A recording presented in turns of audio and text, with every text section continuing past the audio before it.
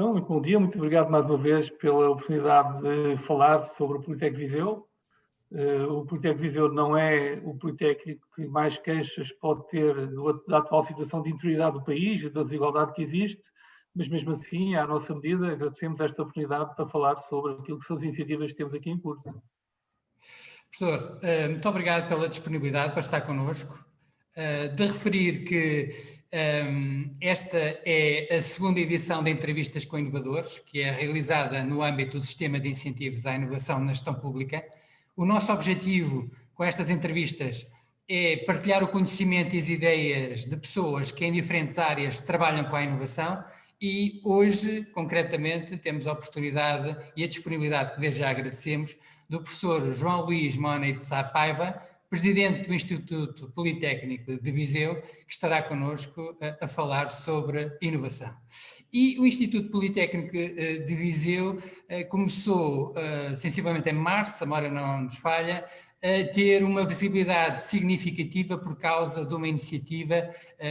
designada de ventilador de emergência, num período difícil, complexo e exigente, como é este que temos vindo a viver no âmbito do novo coronavírus. Professor, mas antes de falarmos dessa iniciativa, antes de falarmos também das várias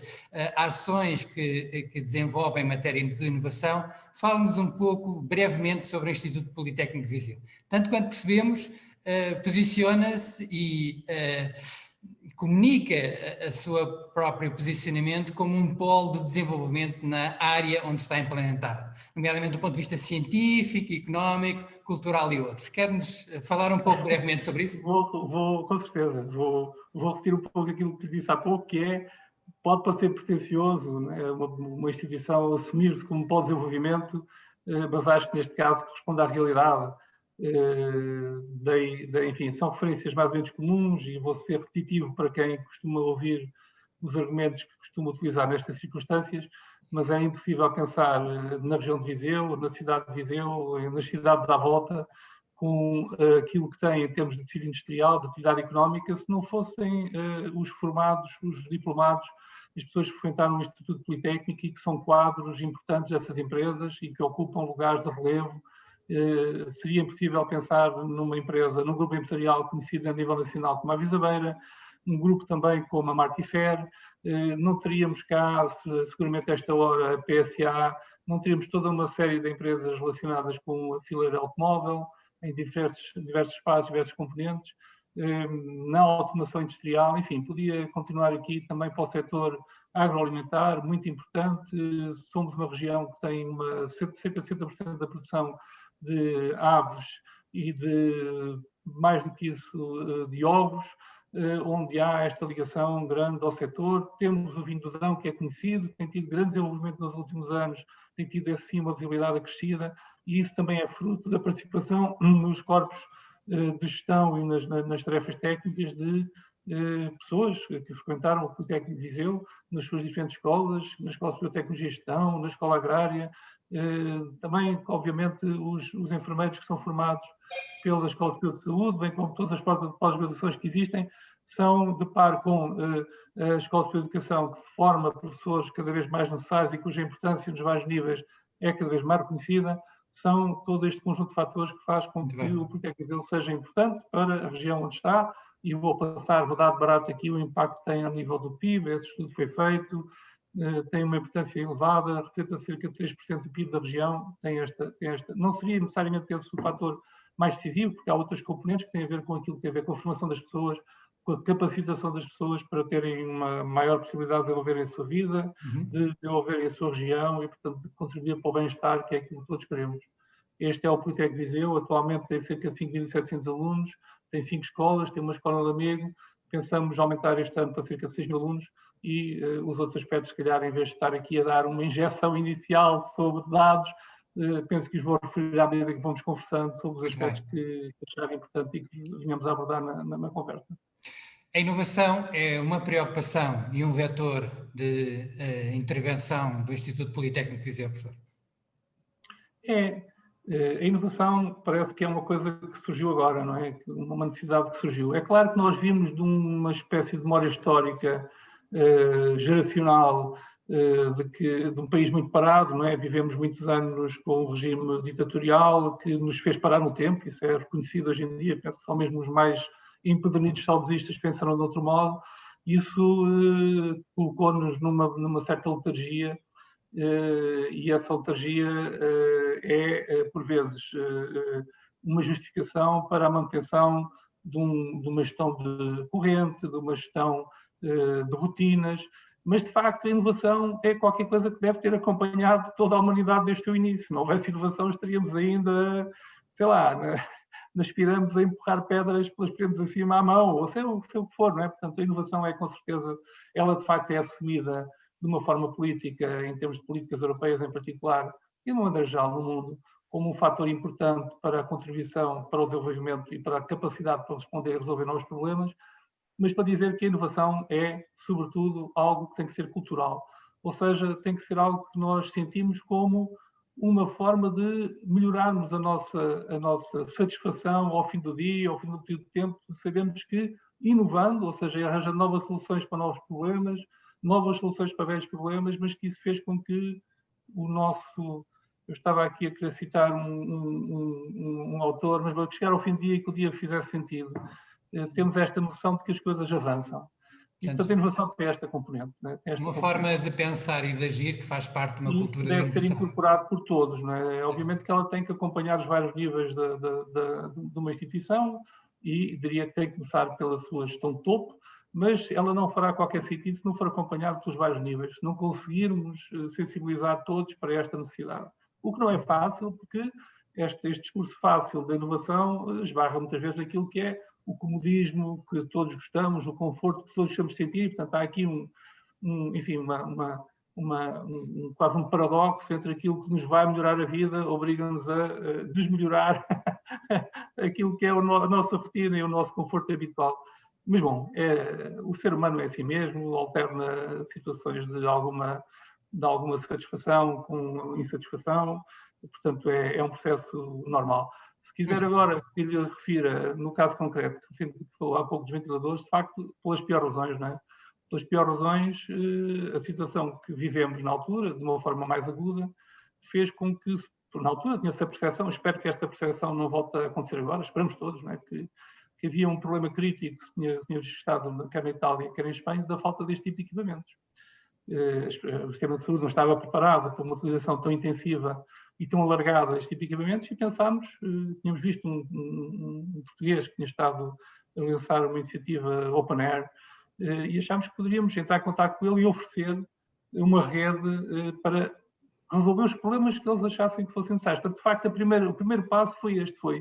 o que é que podemos fazer para ajudar esta iniciativa do Open Air, do português que está nos Estados Unidos, salvo erro, já me esqueci o nome, mas penso que era João Miranda, o que é que podemos fazer para o ajudar? Fizemos um contacto, não tivemos resposta, soube depois que, como eu, milhares de pessoas de todo o mundo o terão feito, teve ali um problema de gestão de informação, mas este início fez com que a ligação que foi feita com Politecos desde Beja até Viana do Castelo não parasse e permitiu que, num espaço muito reduzido, numa semana nós tínhamos um equipamento a funcionar, fizemos depois 2 protótipos e no espaço de 2 semanas tínhamos os 2 protótipos a funcionar. E a funcionar, não sei se estariam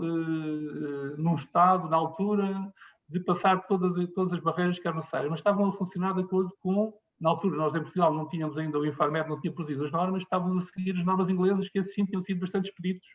ou seja, em pouco tempo produziram umas normas para regular o funcionamento e assumidamente diziam isto são normas para equipamentos que se destinam a responder a uma necessidade imediata. Não são normas para equipamentos comerciais, que obviamente levam anos e anos e anos de desenvolvimento, e portanto fizemos desse modo, congregando diferentes capacidades, diferentes disponibilidades, desde o início falando também com os elementos aqui do Hospital de Viseu, com os médicos intensivistas, que as pessoas estavam mais ligadas aos cuidados intensivos, com as pessoas que nos forneceram equipamentos, que nos forneceram pedaços daqueles equipamentos que são utilizados e depois têm que ser jogados fora, não é? têm que ser dispensados. Utilizámos esse tipo de equipamento para completar os nossos protótipos, fizemos toda uma série de testes, tivemos contactos com o Infarmed, com a Faculdade de Medicina da Universidade do Porto, com o Laboratório de Meteorologia também da Universidade do Porto. Enfim, alargámos o mais possível essa rede, ajudados por duas redes que também se criaram, de empresas que também, com o mesmo espírito de procurar encontrar a solução para este problema, que se criaram para criar desculpa a redundância, para criar condições para produzir este tipo de equipamentos no curto espaço de tempo. E, portanto, foi isto que foi feito, o processo não parou, fizemos duas candidaturas à FCT que infelizmente não foram aprovadas, fizemos um pedido de esclarecimento à FCT, perceber porquê. Foi um processo que não percebemos, porque é que gostaríamos de conhecer quais tinham sido os critérios que tinham levado a essa não aprovação, mas mais uma vez não parámos, internamente lançámos um processo de financiamento num valor relativamente baixo para estes equipamentos, continuámos com a PSA, com a Schneider, com a Siemens, que nos tinham oferecido equipamentos também com esta relação de participação e que nos foram continuando a fornecer elementos, sensores, e fomos também adquirindo outros. Entretanto, o tempo passou e já não estávamos naquela situação que referiu em março, de uma grande escassez, estava tudo praticamente paralisado, era impossível mandar vir um sensor de onde quer que fosse. As coisas já retomaram, felizmente, outra vez, é mais fácil agora, como penso que há pouco referiu, estamos agora também a utilizar um mecanismo de financiamento, as chamadas calls, para projetos, que designámos de chamar de projetos para apoios especiais, que criámos aqui ao nível do Politécnico, para possibilitar que também a instituição participe na criação de condições inovadoras para enfrentar novos problemas e encontrar soluções para elas. Muito bem. Professor, lições aprendidas desse processo, desde a identificação da necessidade e do desafio, a produção da ideia, a construção dos protótipos, nos casos dois, segundo percebemos, um acionado eletricamente e outro acionado por ar comprimido. Como é que estamos neste momento em termos de disseminar e escalar todo o trabalho que foi feito até esta altura? Portanto, lições aprendidas e desenvolvimento sobre esses protótipos. Nós estamos ainda no desenvolvimento, ou seja, estamos a continuar a desenvolver, procurando aproximar aquilo que são estes equipamentos que tinham sido feitos numa primeira fase de uma forma muito geral, aproximá-los daquilo que é o hábito que os médicos têm, que são os utilizadores, de utilizar este tipo de equipamentos. Nós, naqueles médicos com quem contactámos, foi fácil que eles participassem, que vissem, criámos um grupo de WhatsApp para consulta comum, houve necessidade de ter ali um período de tempo, mas esse penso que é incontornável, que só se ganha com proximidade, de falar a mesma linguagem, ou seja, de os médicos entenderem aquilo que dizíamos, nós entendemos aquilo que diziam os médicos, não tem a ver com desconfiança, tem a ver mesmo com a forma como nos referimos a determinados processos, físicos ou outros, as palavras diferentes se utilizam para as mesmas coisas, mas perceber quais são as mesmas coisas, ter abertura de espírito para isso, e depois também permitir que aquilo que foi sendo feito fosse feito numa perspectiva de melhoria, de perceber de que modo é que os médicos, os utilizadores desses equipamentos estranhavam alguns dispositivos, de que forma é que poderíamos criar interfaces semelhantes às comerciais que fossem o mais próximas possível daquilo que eles utilizam. Já na altura, dois colegas nossos, dois professores, criaram dois grupos de trabalho onde envolveram estudantes para fazer esse desenvolvimento de processos, que achámos também desde o início que seria uma boa oportunidade para fazer esse tipo de processo. Esse processo, ao nível daqui do Instituto, é um processo que se enquadra na própria exigência da modernização educativa, ou seja, ao nível dos processos de ensino-aprendizagem, procuramos também modernizar muita coisa que há para fazer, com que todos em conversa achamos que é necessário fazer já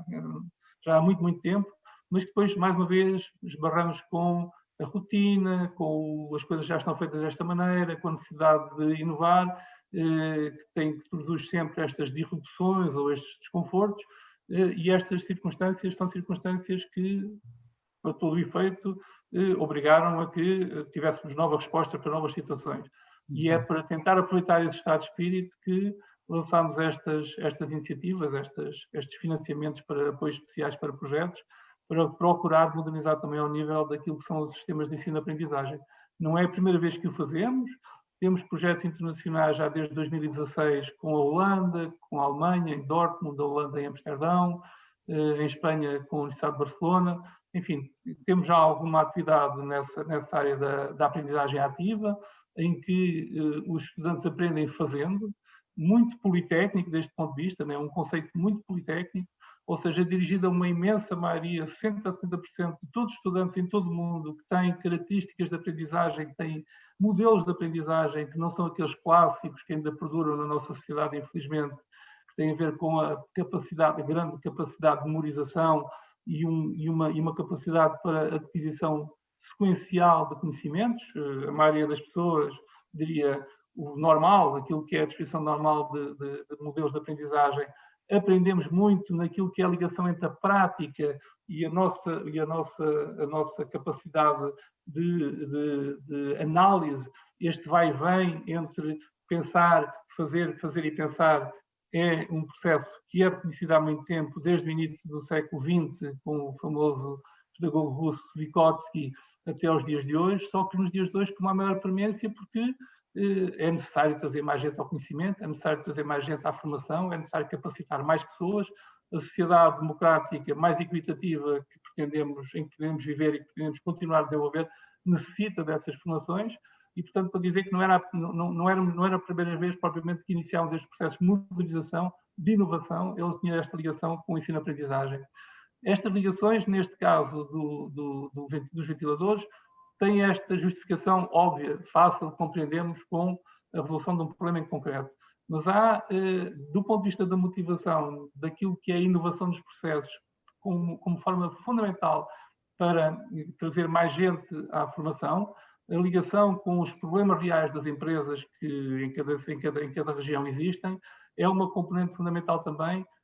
porque o estudante tem uma outra aproximação à aquisição de conhecimento enquanto necessidade, sentir que aquele problema que ele está a resolver é um problema real, do que se pensar, como todos nós pensamos quando passamos por antes da escola ou da universidade, que aqueles problemas que apareciam nas folhas de exercícios eram invenções feitas pelos professores para masoquisticamente nos fazerem passar um mau bocado. Portanto, esta mudança de paradigma, desculpe lá o lugar comum, esta mudança de forma de pensar terá com certeza contributos importantes, também não será mais uma vez uma novidade. Estes processos existem ao nível da medicina nos Estados Unidos há muito tempo, por razões também muito materiais, tiveram a ver com a necessidade de dar uma formação mais competente aos médicos,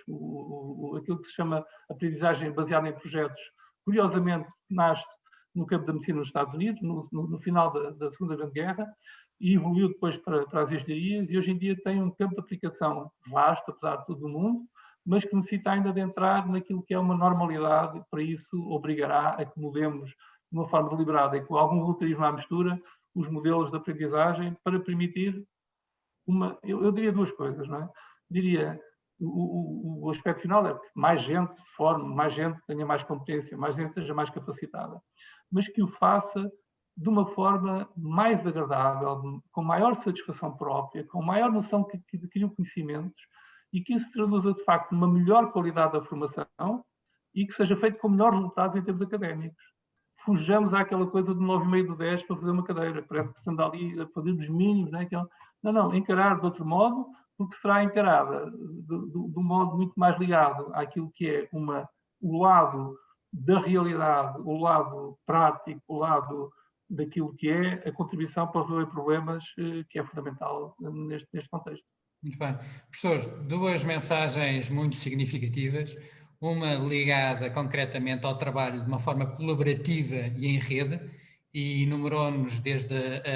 parceiros nacionais e internacionais, para o ventilador de emergência também percebemos que envolveu uma rede de politécnicos de norte a sul do país, envolvendo inclusivamente também empresas e o setor da saúde, e a outra ideia que é uma ligação muito próxima àquilo que são as necessidades e que são os desafios, quer da sociedade, quer do setor empresarial, quer inclusivamente da comunidade escolar e do seu desenvolvimento. E isso parecem-nos ser também aspectos muito evidentes naquilo que nos transmite enquanto lições aprendidas neste processo.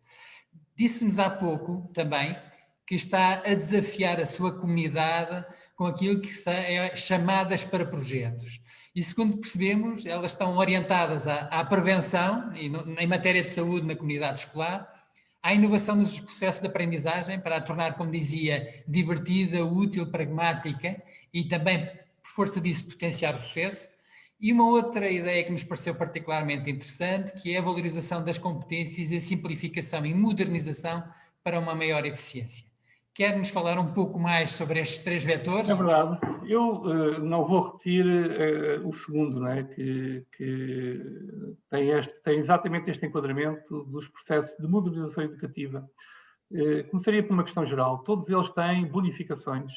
Bonificações a 2 níveis. Bonificação ao nível da transversalidade dos projetos, ou seja, que não sejam feitos de funcionários para funcionários, com funcionários, não sejam de professores para professores com professores, não sejam feitos de estudantes com estudantes para estudantes.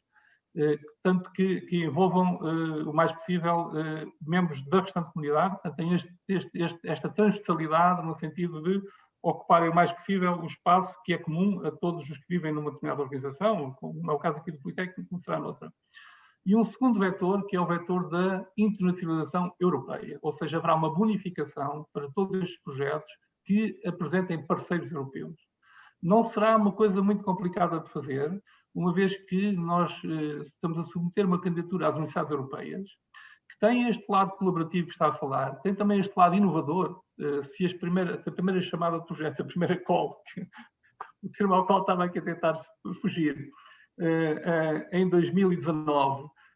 foi uma chamada de projetos, enfim, havia pouco conhecimento sobre o que era, e imagino que o nível de escrutínio e de exigência não tenha sido o mais elevado, mas os processos são assim, de umas para as outras as coisas vão melhorando, mas atualmente é com certeza, ou seja, a necessidade de aparecer como uma rede, e aparecer como uma rede já a funcionar, vai ser um dos critérios importantíssimos para a aprovação das propostas que venhamos a submeter, nós e outras candidaturas. As universidades europeias englobam várias universidades que devem ocupar os 4 quadrantes. Os 4 quadrantes desenhar uma cruz no meio da Europa, e portanto está a ver mais ou menos o que é que significa, não é? O sul mediterrâneo e o norte eslavo e por aí fora, não é? E portanto é preciso ocupar geograficamente essa área, é um pressuposto, e para isso é preciso ir à procura dessa cobertura. E essa cobertura tem que se traduzir na criação de uma rede. Mas essa rede, diferentemente daquilo que aconteceu no passado, não é uma rede que vamos criar. E, portanto, não vai ser analisada a bondade da ideia da criação da rede. Não. Aquilo que se quer saber é se já existe essa rede. E, portanto, nós também, com esta chamada de projetos, quisemos promover, com esta bonificação de parceiros europeus em todas elas, quisemos promover a nossa capacidade para, num curto espaço de tempo, que é sempre difícil, mas num curto espaço de tempo, daqui até à apresentação da candidatura, temos já em funcionamento, através destes vários projetos, este tipo de parcerias, e portanto temos dado como provado que já temos parcerias existentes, já temos esse movimento, e que traduzimos os cerca de 170 contactos que fizemos desde o início do ano até às 30 e tal respostas favoráveis, que traduzimos isso numas atividades concretas. Portanto, queria só sublinhar estes 2 aspectos, não é? A transversalidade, como sendo o reconhecimento de que nada se faz isoladamente num setor, mas é bom que tenhamos a percepção que isso tem impacto em todos os outros setores, ao nível daquilo que são as pessoas que frequentam esta comunidade, e também esta necessidade de promover, é sempre positivo termos contactos europeus, é sempre positivo conhecermos outras experiências, é sempre positivo aprendermos com os outros. Como também é sempre positivo, percebemos que, calhar, não somos tão maus como nós julgamos, né? Que é uma característica muito portuguesa, muito característica dos países que estão assim, um bocado fora do sítio onde se passa tudo, ali no meio da Europa. Nós não somos muito diferentes dos finlandeses, por incrível que pareça. Eles também se sentem um bocado arredados geograficamente, e até dos espanhóis, né? Que têm também esta espécie de síndrome de estar, o centro do mundo se ter deslocado ali para a zona da Revolução Industrial. E, portanto, essa proximidade é importante. O que é que, concretamente, numa delas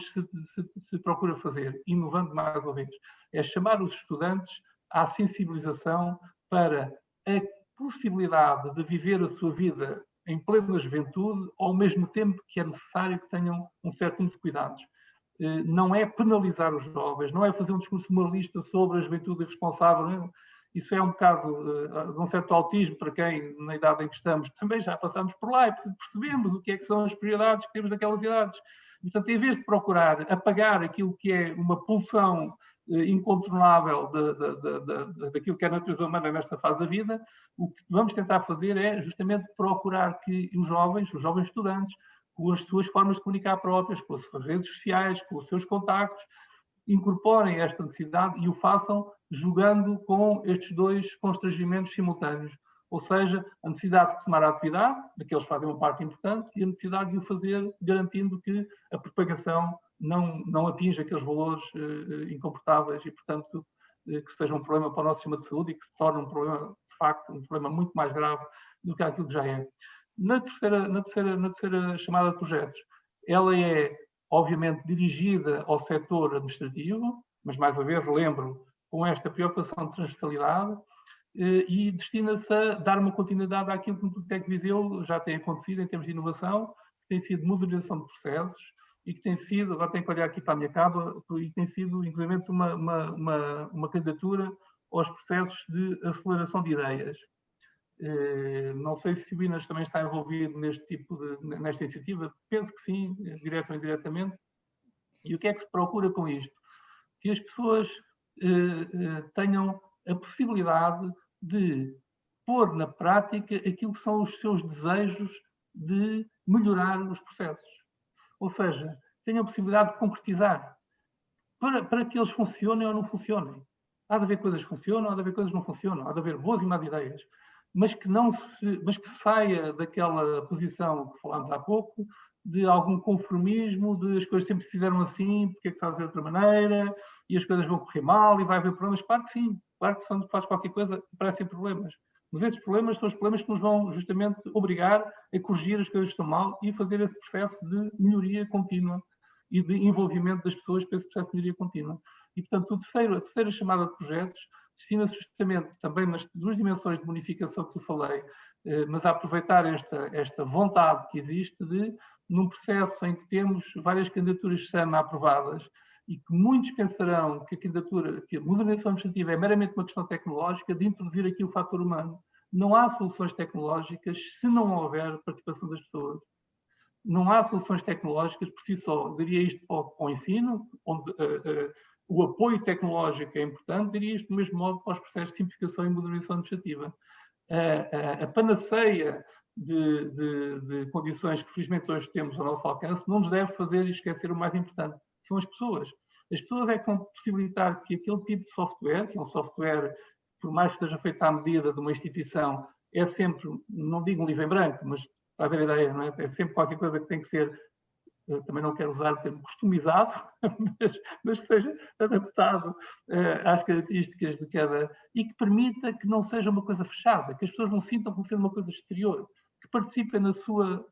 adaptação, que participem na sua configuração específica, que sintam que aquilo que propuseram, que fez sentido, que foi incorporado e que lhes faça pensar, que de hoje à amanhã, se pensar outra vez, porque é que devemos de fazer assim, se devemos fazer de outra maneira, porque é que um processo tem estas voltas todas, pode dar metade, porque é que não há de haver níveis diferentes de resolução de problemas, porque é que não podemos fugir ao modelo clássico da administração pública portuguesa, que é tudo tem que passar em última instância por uma última decisão, o que provoca todo este tipo de atrasos, toda uma série de malefícios, e portanto, sejamos capazes de olhar para estas situações, fazer propostas, testá-las, ou seja, pô-las em funcionamento, e depois, num espírito científico de olhar para os resultados e das evidências experimentais, transpor para processos mais de rotina, proceder a essa substituição. Portanto, é este o objetivo que queremos que seja iniciado, que se continue, em alguns casos, que seja retomado noutros, mas para que esta noção de que sou capaz de intervir na forma como foi pensado no meu posto de trabalho, a minha função, a minha, das pessoas que eu conheço, no sentido de melhorar, que seja entendido como um fator fundamental deste processo de simplificação e modernização administrativa. Professor, estamos a aproximar-nos do fim da nossa conversa com inovadores, da nossa entrevista. Eu tinha reservado uma última questão para colocar, que era que desafios e que mensagem em termo queria colocar, mas acho que o professor acabou exatamente de o fazer e transmitiu um desafio de forma global, que é este de olhar para as situações, ousar apresentar ideias, querer fazer parte da solução, participar ativamente e achar que as pessoas estão no cerne do fazer acontecer e, de facto, inovar e melhorar as condições que efetivamente temos. Referir que sim, que temos uma iniciativa em curso no INA, do Sistema de Incentivos também à Gestão na Inovação, que é a aceleradora de ideias em serviços públicos e que tem exatamente esta preocupação de fazer surgir ideias para implementar efetivamente na prática por aqueles que vivem o dia-a-dia e que conhecem as necessidades e que também conhecem muitas vezes as oportunidades de melhoria e de desenvolvimento que são reais. Professor, uma última mensagem que quero transmitir. Percebemos e permita-nos referir que, de facto, tudo o que nos transmitiu aponta muito para uma abordagem, uma estratégia de inovação, isso dentro da estratégia global do próprio Instituto, e procurar fazer iniciativas que venham, no final, depois, a produzir melhorias e criar valor naquilo que é não só os públicos da comunidade escolar, mas também os outros públicos em que o Instituto Politécnico se envolve, nomeadamente as outras partes interessadas. Tempo para uma mensagem final? A minha mensagem final é esperar que a inovação produza os efeitos mais esperados em todo o mundo, que é que surja uma vacina o mais depressa possível. Espero que seja, e que se o for proximamente, será sempre como, enfim, todos ultimamente somos especialistas nestas questões, né? Fazemos tudo isto nos interessa, estamos motivados para este problema, de facto, que é, se isto acontecer neste curto espaço de tempo, significa que o mundo, hoje em dia, consegue dar respostas mais rápidas e mais eficientes colaborando. Porque a colaboração, também ao nível das vacinas, já se percebeu que existe entre toda a comunidade científica no mundo inteiro e que dessa colaboração, dessa junção de muitas pessoas, de cada vez mais pessoas, para este caso em particular, poderá resultar numa vacina que nos resolve este problema desta preocupação que temos com a saúde e o bem e a situação de cada um de nós e dos nossos familiares, de modo geral, de todo o mundo, porque esta situação tem sido problemática para todo o mundo, e que também sirva como exemplo para mostrar que essa colaboração será tanto mais profícua quanto mais pessoas participarem nestes processos. A ciência não é uma área para alguns, não é uma área para alguns eleitos. A ciência é uma área para todos. Todos podemos dar o nosso contributo à ciência e todos seremos capazes de dar esse contributo de forma mais capaz, quanto mais soubermos, quanto mais estivermos dispostos a aprender. E aprender é sempre passar por aqueles processos que falou há pouco, que é saber que vamos errar. Não há ninguém que aprenda sem errar. Haverá génios, com certeza, mas esses não são a maioria de nós. A maioria de nós somos pessoas humanas, limitadas, normais, não somos pessoas extraordinárias, não somos pessoas geniais. A humanidade teve muitos, espero que tenha muitos mais, que nos servem como exemplo e que são excelentes para aquilo que são, por vezes, os grandes passos em frente que são dados, mas para nós, aprender é um processo de avanço e recuo, é um processo de experimentar e errar, é o processo de propor a tal medida administrativa sem ter receio de ser considerada ridícula ou de ser considerada, ou depois de ser posta em prática e não resultar. Não perceber que o avanço faz deste modo, faz por pequenos passos, por pequenas iterações, e procurando, cada vez que erramos, pegar nesse processo, aprender com ele para já não repetir o erro na fase seguinte. A minha grande esperança é esta: uma vacina o mais depressa possível, com toda a competência e qualidade, que será certamente uma vacina que venha a ser certificada. Professor, mais uma vez, obrigado pela disponibilidade, obrigado pela partilha do conhecimento feito de prática e também pelas mensagens inspiradoras e desafiantes que utilizou nesta nossa entrevista. Muito obrigado. Eu agradeço. Muito prazer, muito gosto e até breve. E tudo bom para todos. Muito obrigado.